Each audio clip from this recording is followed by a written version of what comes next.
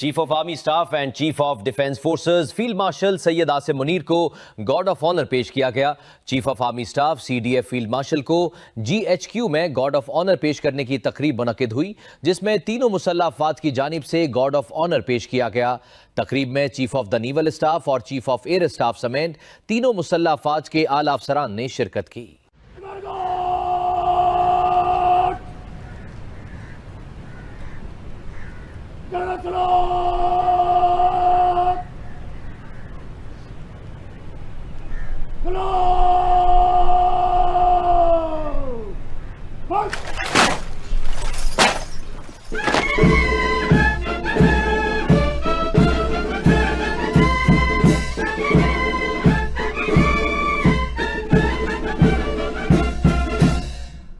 مارکہ حق کی کامیابی فیلڈ مارشل سید عاصم منیر کی قائدانہ صلاحیتوں کی مرہون منت ہے۔